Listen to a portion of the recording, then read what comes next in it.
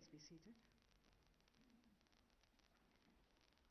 May I now request the Judge of the Supreme Court of India, Honorable Mr. Justice D.Y. Chandrachud, to please make the introductory remarks.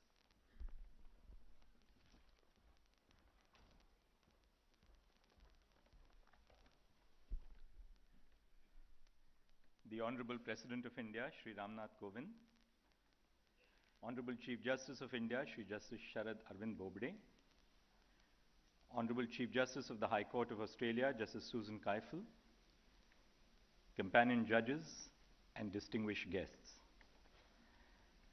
The presence of the President of India in our midst today is of special significance. Before assuming the highest constitutional office, the President was a senior member of the Indian Supreme Court Bar until the call of duty to the nation carved out a course for the future. The role of a judge requires legal and constitutional statesmanship. The President's vast experience in matters both of the law and the state imparts to his presence a unique significance for us.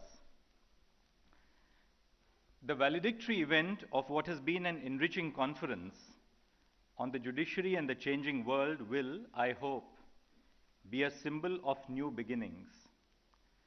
Above all, this conference has provided a platform for a dialogue among judges drawn from over 20 international jurisdictions.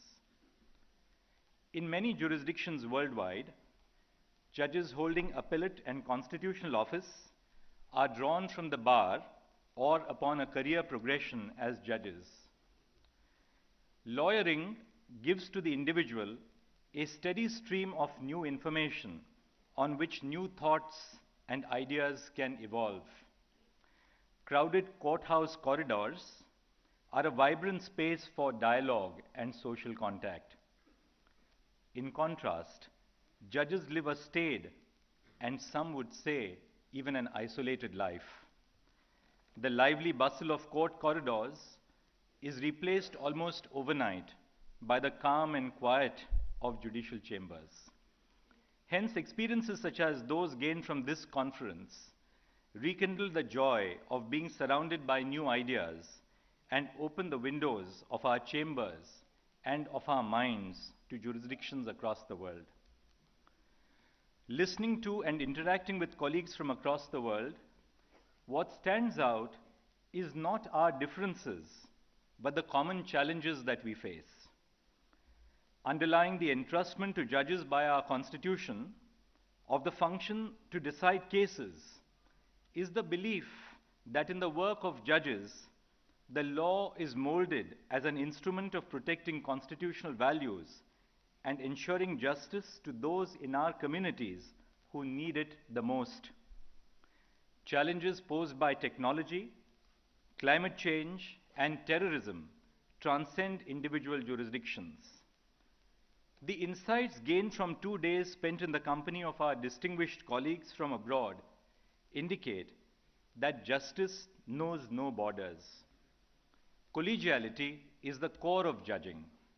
All of us have gathered here as members of a global judiciary with a willingness to learn, to listen, to persuade, and be persuaded by each other's perceptions of law and life. This exchange of ideas and strategies is essential in assisting judges at crucial junctures in their decision-making. Perhaps the only thing greater than the power of new ideas has been the creation of new friendships and, in some cases, the rediscovery of old ones. The basis of these friendships traverses beyond our similar roles, our ties to a common judicial culture, and even the strong partnerships between our governments.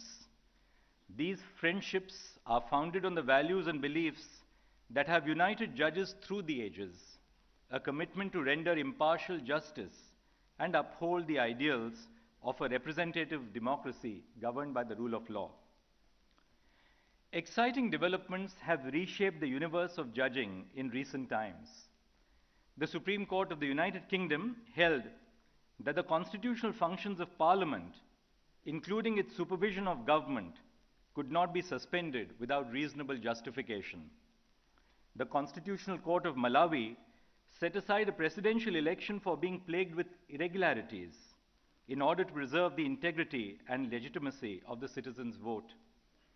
The Constitutional Court of South Africa championed the rights of children and declared the common law defense of moderate and reasonable chastisement constitutionally invalid. The Constitutional Court of Colombia struck down taxes on sanitary hygiene products and ordered the city of Bogota to create a public policy on menstrual hygiene for women living on their streets. The High Court of Zimbabwe championed the cause of transgender persons under the protective umbrella of the rule of law by ordering the payment of compensation to a transgender person brutalized in police custody. The High Court of Kenya halted the implementation of the country's national biometric identification system pending the implementation of a robust data protection legislation. The Supreme Court of Jamaica accorded primacy to privacy and choice and struck down its national identification and registration systems. The Supreme Court of Bangladesh ushered in gender equality by altering marital registration forms. The Cour de Cassation of France gave impetus to a dignified life by upholding the withdrawal of life support to a quadriplegic person. At home, the Indian Supreme Court ruled that even the office of its Chief Justice is subject to a citizen's right to information. The doors of justice were thrown open not just for those seeking justice, but also to those seeking to scrutinize the court.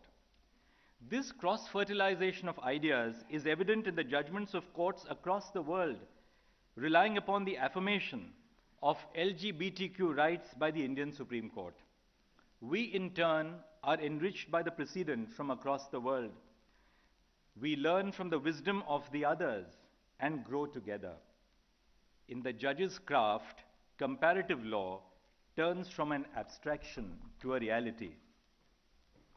The initiative of the Chief Justice of India in convening this conference in a short span of a few months of his assuming office is indeed praiseworthy. The unspoken value of events such as this conference is to transform these historic judgments and many more like them from dead letters in journal articles to lived experiences with the very people who made them. In Kathleen Clubb versus Edwards, the Australian High Court upheld laws protecting the safety, dignity, and privacy of patients accessing vital abortion services. The judgment made for a fascinating read today, but I am privileged to share the dais with Chief Justice Susan Kiefel, who is a living embodiment of the quest for gender equality as the first woman Chief Justice of the High Court of Australia.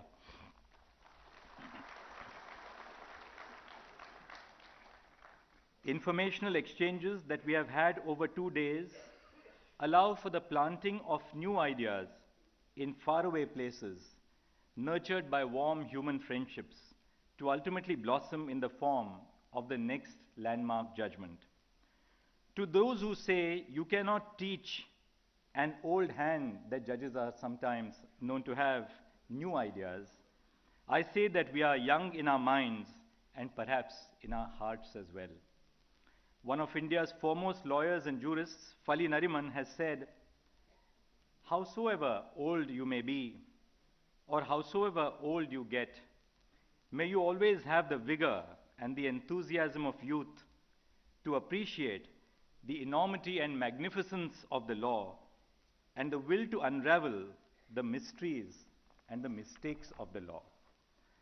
It has given me immense pleasure in meeting and interacting with each one of you. I am confident that in the years to come, this will be an annual conference, a confluence which will mark a commitment to sharing experiences, exchanging ideas, and evolving together in the common pursuit of justice. Thank you.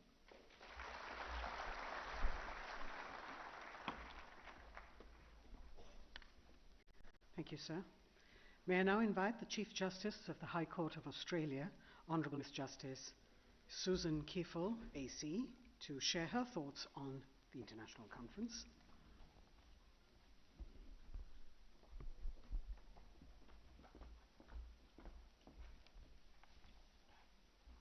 Your Excellency, President Kovind, the Honourable Chief Justice Bodhi, distinguished colleagues from near and far, ladies and gentlemen, it has been a privilege to be in Delhi for this important conference. It has been a short but a valuable time, made possible by the initiative of the Chief Justice and the extraordinary work of the organising committee in bringing us together to learn from each other. Chief Justice, I believe I speak for all the delegates when I thank you for the most generous hospitality that we have received. We are especially grateful for the cultural insights through dance and music which you have added to our program. The hospitality of the Supreme Court has made this a thoroughly enjoyable as well as a rewarding educational experience. The theme for the conference has been the judiciary and the changing world. That theme has been broad enough to capture systemic and transnational issues, whilst also drawing us into reflections upon the day-to-day work of deciding the cases that come before our courts. We have heard thoughtful and thought-provoking presentations on the role of the judiciary in maintaining and working for gender justice, in protecting the privacy of citizens, in harmonising environmental protection and sustainable development. We have discussed comparative perspectives on the role of the judiciary with respect to populism in its dual forms, as well as perennial questions in constitutional interpretation. Lord Reid gave us much to dwell on in his keynote address, which captured some essential aspects of the subjects which then lay before us. In these brief concluding remarks, I want to say something about the value of gathering to consider common legal questions, both questions that we encounter within the legal systems that we each call home, as well as transnational questions that concern us as inhabitants of a common home. In the task of judging, we are often caught up in the intricacies of our own legal traditions. Gatherings like this allow us to step back and see our own traditions in a broader perspective. Doing so reminds us of law's historical contingency, of its place in the broader fabric of national and international social order, and of its possibilities. To see our own legal traditions in comparative perspective is to see them afresh. That, I think, is one of the chief values of gathering to consider common legal questions. Let me briefly illustrate this point by placing the idea of constitutional principles in comparative perspective, considering how that idea appears in the constitutional law of India, the United Kingdom and Australia. My colleagues from other jurisdictions will forgive my focus on what are, for me, more ready and easy comparisons. January this year marked the 70th anniversary of the establishment of the Republic of India and the 70th anniversary of the Supreme Court of India. The Republican Constitution was born of the deliberations of the Constituent Assembly between 1946 and November 1949. According to one scholar, it is the world's longest codified constitution.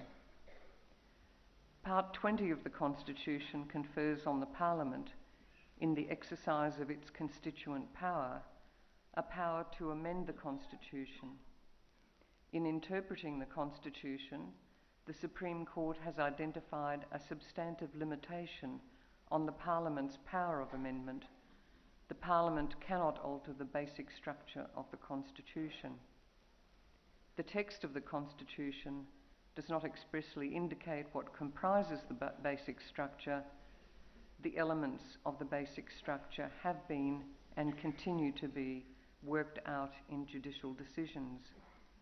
It has been said that they include the republican and democratic form of government, the secular nature of the Constitution, federalism, and the judicial review jurisdiction of the Supreme and High Courts. It is unsurprising that the elements of the basic structure have not been exhaustively identified. Constitutional principles are often, by their nature, open-textured. But what is clear is that the basic structure doctrine is a constitutional principle of the deepest kind, going to what one scholar described as the values and principles which must exist for constitutionalism itself to exist. And it is these values and principles of which the Indian judge has spoken about in these last 2 days, which serves to illuminate for the rest of us the role which your Constitution has given to your Supreme Court. Turning to the United Kingdom, the Supreme Court's decision in the prorogation case in September last year of Miller provided an occasion to consider the nature and effects of certain constitutional principles in that legal tradition. The Court noted that, I quote, "Although the United Kingdom does not have a single document entitled the Constitution, it nevertheless possesses a constitution established over the course of history by common law, statutes, convention, and practice. It includes numerous principles of law which are enforceable by the courts in the same way as other legal principles. In giving them effect, the courts have the responsibility of upholding the values and principles of the Constitution and making them effective. The legal principles of the Constitution are not confined to statutory rules, but include the constitutional principles of the common law." The Court went on to hold that the principles of parliamentary sovereignty and parliamentary accountability together operated to impose limits on the prerogative power of prorogation, limits which it is for the courts to adjudicate upon. Finally, let us turn to Australia. In 1901, the Commonwealth of Australia was established by a written constitution. Our constitution is a relatively short document, just 128 sections, with no list of fundamental rights, nor any reference to the office of the Prime Minister. It is, in many respects, a modest sort of constitution, as Justice Nettle of our court explained yesterday. In broad terms, one could say that it is more concerned with establishing procedures and structures of legality than with entrenching substantive rules of law. And indeed, that is how some of its framers conceived of it.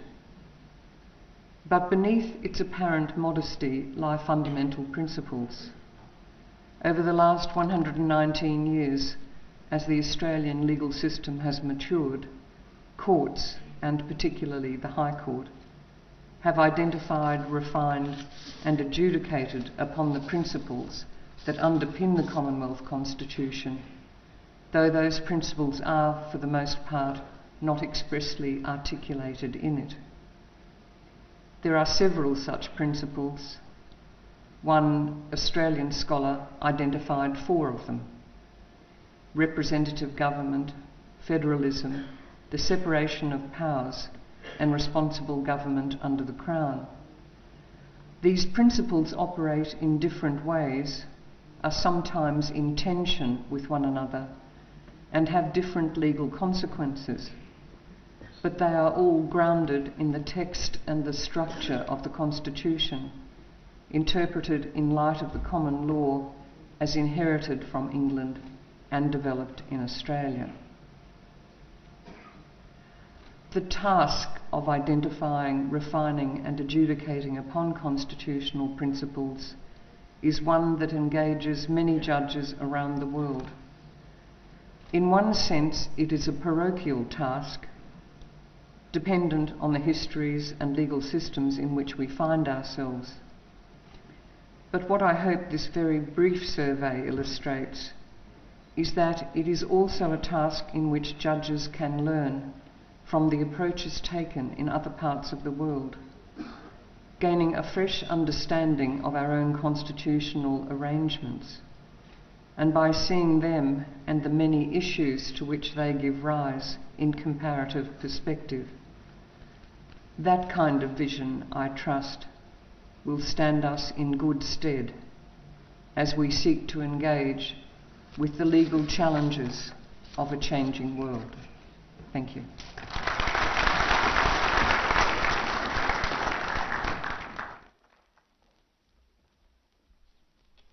Thank you, ma'am. May I now request the Chief Justice of India, Honourable Mr. Justice Sharad Bobde, to please address the august Assembly.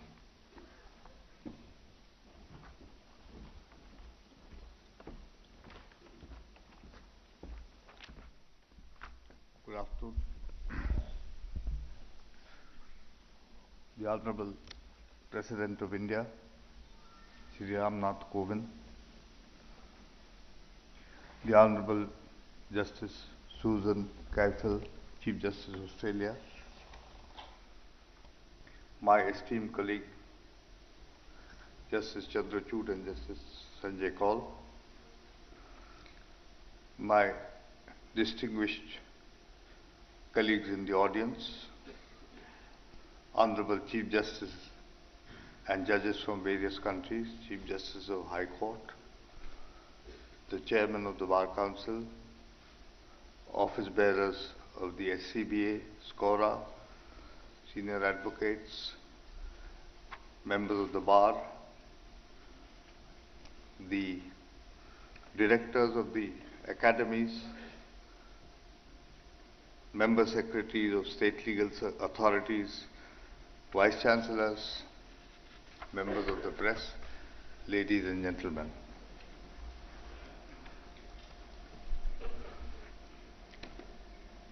This conference is the result of many travels to South America, Africa, Europe, which gave me the pleasure of interacting with great minds from these jurisdictions. These interactions with sister and brother judges across the world instilled in me the firm belief that the value of learning from the experience of judges from other jurisdictions and sharing my own. I learned the truth of the words behind the words of James Russell Lowell, as one lamp lights another, nor grows less, so nobleness enkindleth nobleness. The last 2 days have been the culmination of that vision and belief. I thank the President of India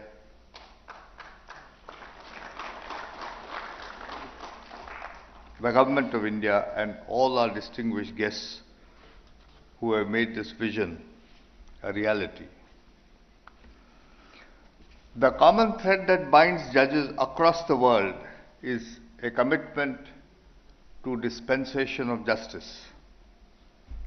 This commitment underlies the creation of a transnational judicial network which thrives on the constant exchange of ideas and dialogue on common challenges that require our immediate attention.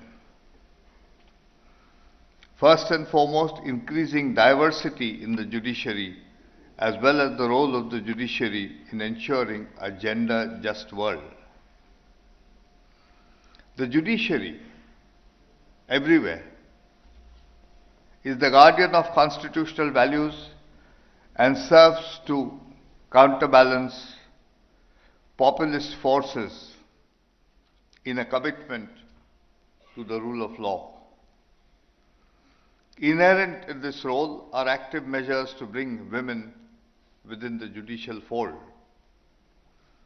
We have learned from the illuminating session on the judiciary and gender justice that incremental measures are only the first step towards championing the cause of gender equality.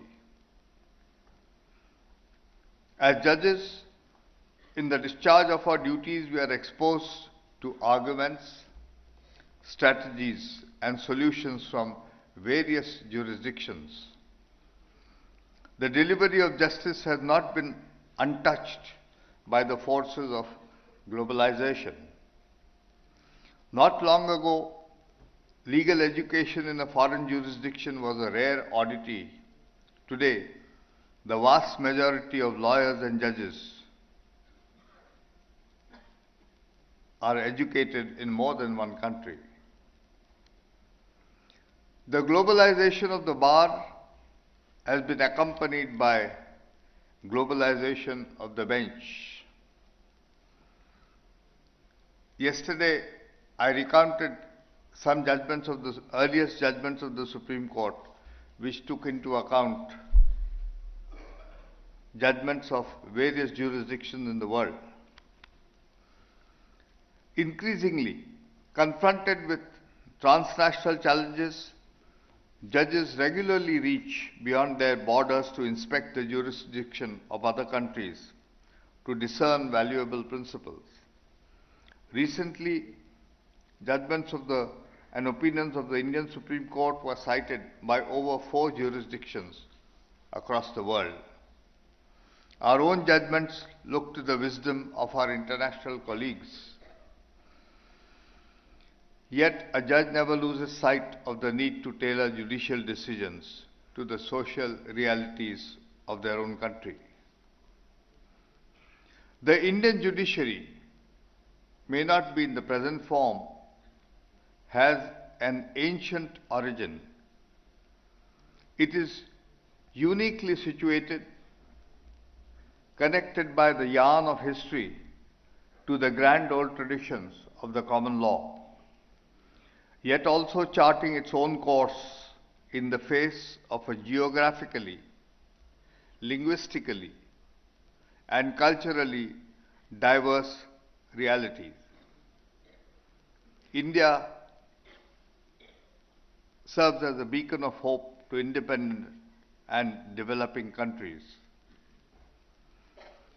The Indian Supreme Court is responsible for upholding the rights of over 1.3 billion people. We have approximately 17,500 courts in a country where over 22 languages and several thousand dialects are spoken. The Supreme Court has mandated the translation of its judgment into 9 languages. And I must again acknowledge here on this stage that the inspiration is the Honorable President of India.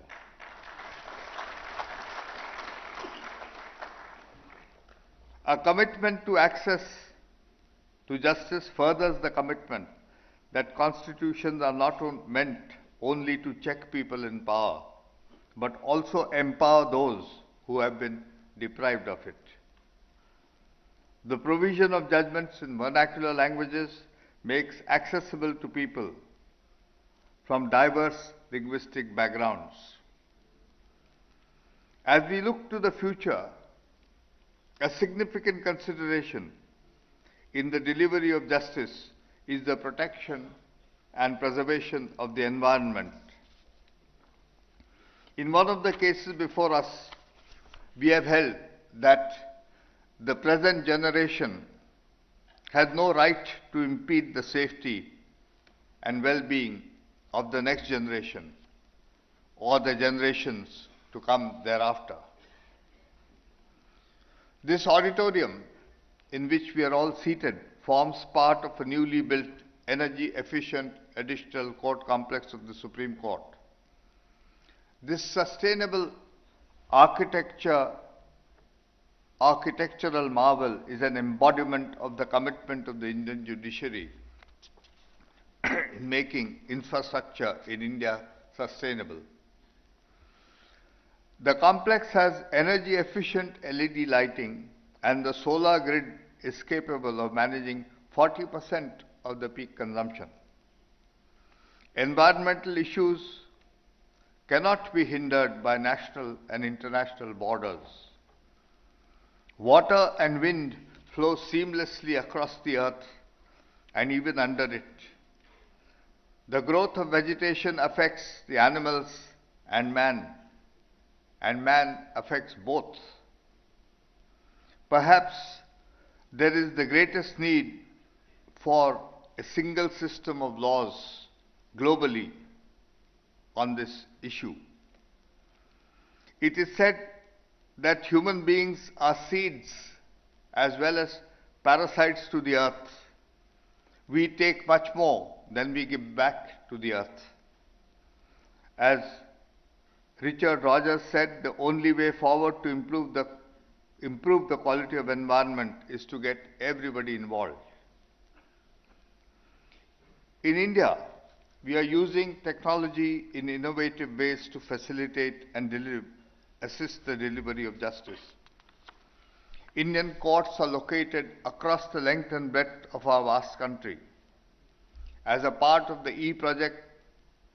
e-courts project in India, we have ensured that no matter where a judicial officer is located, from the remote mountain tops of the Himalayas to the sandy beaches of Kerala, they are electronically connected to the National Judicial Data Grid. We have harnessed the rise of smartphone technology and telecommunications connectivity to streamline the delivery of justice, delivery of service and summons, empowering our bailiffs to reach litigants accurately and efficiently across the country. And you will realize what a dire need there is of this, because in many high courts, about 19 to 20% of the pendency is from negotiable instrument cases. And every second case is held up because summons have not been served. As we head into the future, we are exploring the use of artificial intelligence to automate simple tasks associated with the administration of justice. With a reading speed of 1 million characters per second, the volume of any data for any purpose, whether research or analysis, becomes easy to deal with. But it must be treated as a tool, and its introduction into the judicial system must be done with hesitation and caution, lest it grows in directions which affect human discretion.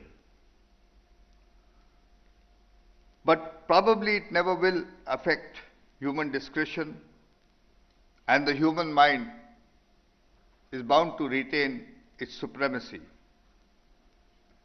A small question and answer allays apprehensions. Would any of us have travelled to this auditorium to hear a computer speak? The conference has also presented us with an opportunity to discuss the myriad ways in which a foundational document can be interpreted. Drawing on the maturing traditions of comparative constitutional analysis has afforded us an opportunity to learn from the unique historical experiences of each other. The last occasion being 10 minutes ago, Justice Susan Cafel's speech. Finally, across the world, significant strides are being made in the employment of technology in the dispensation of justice. As I stand here today, I am conscious that there is much work to be done both in India and across the world. The two facets of globalization that have posed the greatest challenges to the judiciaries across the world are the rise of global supply chains and the proliferation of information technology. Technology has placed the world in the palms of our hands, making it possible to communicate with great ease across the world. But the widespread use of technology has also brought with it concerns over mass data collection and an individual's right to privacy. Beginning in the 16th century, the goddess Justitia, or as we are more commonly know her today, Lady Justice, has been depicted blindfold. The blindfold personifies the principle of impartiality and that justice is blind to power, wealth, or status of the parties before her. While impartiality remains at the heart of a judge's duty, judges are called on to look beyond the parties and into the future, to anticipate future developments in the world and ensure the courts of today are ready for the world of tomorrow. The last 2 days represent the first step taken in India towards crystallizing a broader international dialogue amongst members of the judiciary from various countries. As they say, one cannot travel very far unless one begins very near.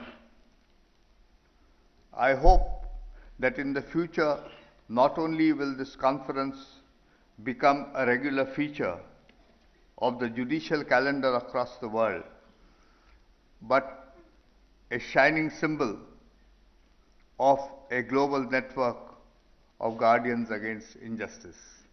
Thank you. Jai Hind.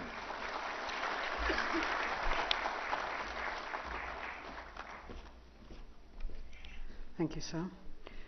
May I now request our chief guest, the Honourable President of India, Mr. Ramnath Kovind, to please give the valedictory address.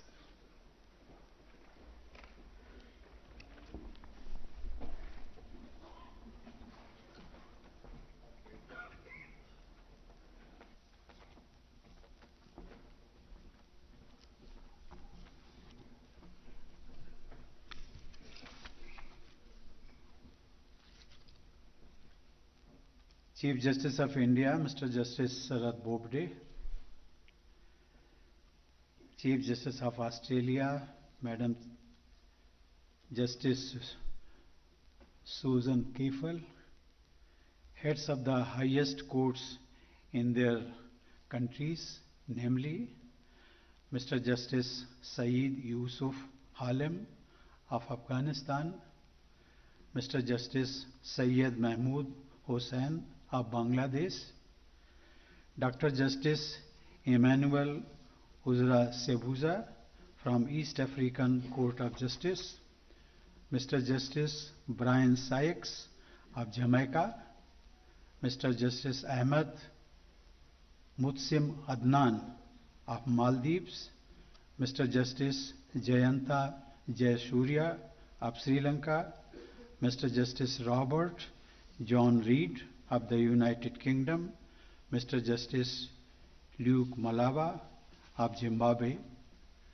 Dr. Justice Dalveer Bhandari of the International Court of Justice, distinguished judges and heads of delegation from France, Ghana, Indonesia, Kenya, Malaysia, Morocco, Myanmar, Nepal, Nigeria, Peru, Russia, Spain, Sudan, and Thailand.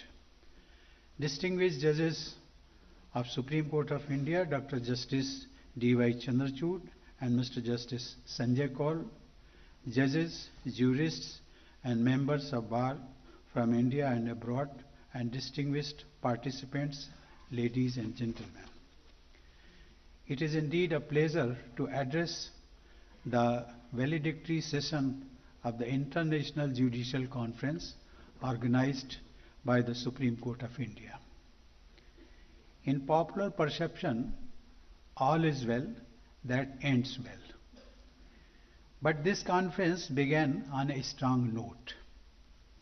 While inaugurating the conference, Prime Minister Narendra Modi, I am told, highlighted the supremacy of law and lauded the role of judiciary in maintaining a delicate balance between developmental needs and the environment, as also in resolving complex issues through verdicts acceptable to all.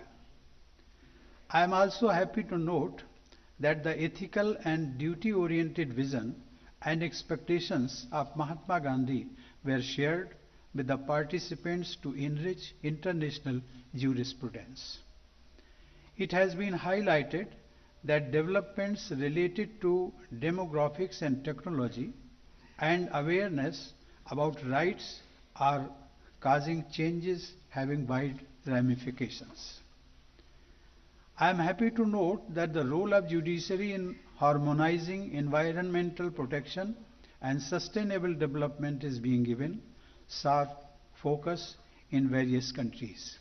Similarly, the universally accepted norm of gender justice was also discussed with an approach to finding ways forward in the light of practical experiences in different justice systems represented in this conference.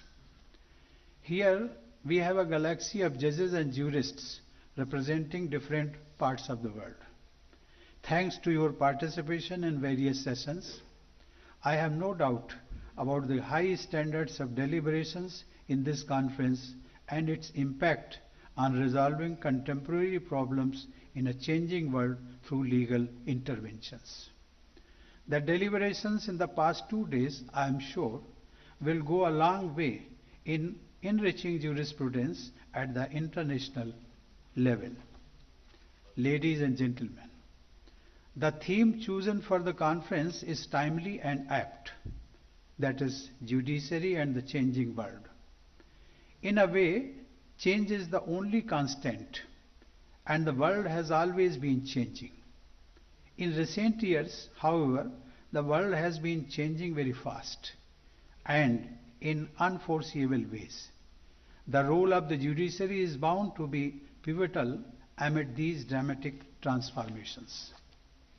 The selection of the topics for the working sessions of the conference could not have been more meaningful. Gender justice, contemporary perspectives on protection of constitutional values, dynamic interpretations of the Constitution in a changing world, harmonization of environment protection vis-à-vis sustainable development, and protection of rights to privacy in the Internet age are issues that influence every member of the global community. These 5 distinctly defined topics cover the matrix of challenges faced by the judiciary across the world. Gender justice must remain high on the global agenda. The past decade has witnessed a debate on rising populism in the context of constitutional values. This has, in turn, led many to take a fresh look at their founding documents, the constitutions, again. With the evolution of information technology, there have emerged new questions, for example, of data and privacy. Finally, the all-important concern of sustainable development should command far more attention than it does today. You have held wide-ranging deliberations on these issues and suggested measures to overcome the challenges. Ladies and gentlemen, I am glad to note that the judiciary in India has been alive to these themes and has approached them in the light of the vision behind the Indian Constitution. In pursuing the cherished goal of gender justice, to mention one example, the Supreme Court of India has always been proactive and progressive. From issuing guidelines on preventing sexual harassment in the workplace 2 decades ago, to providing directives for granting equal status to women in the army this month, the Supreme Court of India has led progressive social transformation. With the same sensitivity, it has approached the emerging questions of biodiversity and sustainable development, keeping in mind our age-old ethos too. In the process, the Supreme Court has learned from the best practices of the apex courts abroad, just as the judicial systems elsewhere have emulated it in many instances too. Such exchanges should be wholeheartedly welcomed in the spirit of Vasudhaiva Kutumbakam. That is our ancient Sanskrit adage, which means the whole world is but one family. It thus calls for a holistic approach to the entire humanity. Ladies and gentlemen, the Supreme Court of India also deserves admiration for carrying out many radical reforms that made justice more accessible to common people. Landmark judgments passed by this court have strengthened the legal and constitutional framework of our country. Its bench and bar are known for their legal scholarship and intellectual wisdom. What it has achieved is nothing less than a silent revolution in diagnosing and correcting the afflictions that adversely affected the justice delivery system. For example, the recent move towards introducing an alternative dispute resolution mechanism is expected to reduce the burden on the court to a considerable extent. Dispute resolution through mediation and conciliation would help resolve the problem amicably in an effective manner instead of resorting to a lengthy litigation process. To speed up the justice delivery, of late, the Indian courts have been adapting to new technologies and also considering the potential of artificial intelligence. We have been using information technology to ensure hassle-free proceedings in the court in high-profile cases. Evidence is often recorded through video conferencing. Technologies are being used to facilitate trial without hindrance. I note that the Supreme Court of India is also actively considering the ways to make courts paperless. This will obviously pave the way for speedy trial and delivery of quick justice. Such innovations, I am confident, will also trigger similar changes in lower courts in due course of time, benefiting more and more people. Ladies and gentlemen, I will also refer to the yeoman service rendered by the Supreme Court in making the higher courts judgments available in regional languages. This is indeed an extraordinary achievement given the linguistic diversity of India. As of now, the judgments of the Supreme Court get translated in up to 9 Indian languages to make them accessible to common people. I am sure that its scope would further widen with the passage of time. Ladies and gentlemen, I hope you all will return to your respective seats of justice and jurisprudence with a host of ideas and with the determination to implement those which have transformative impact. I am sure that the deliberations of the conference will help strengthen the judicial system not only in India but also in other countries. I am glad that the Chief Justice of India gave me this opportunity to share my thoughts with such a learned audience. I also congratulate him and his colleagues for organizing this International Judicial Conference.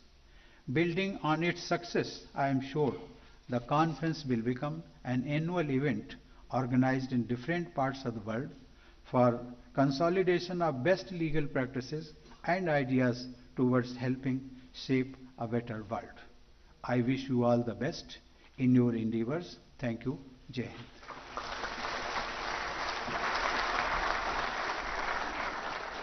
Thank you, Mr. President, sir, for your inspiring words.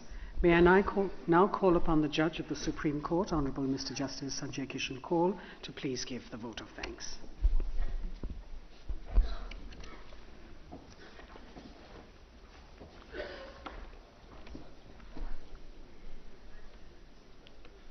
Ano Bhadra Krato Yantu Vishwata. It is 5,000 years ago in Rig Veda, where it was said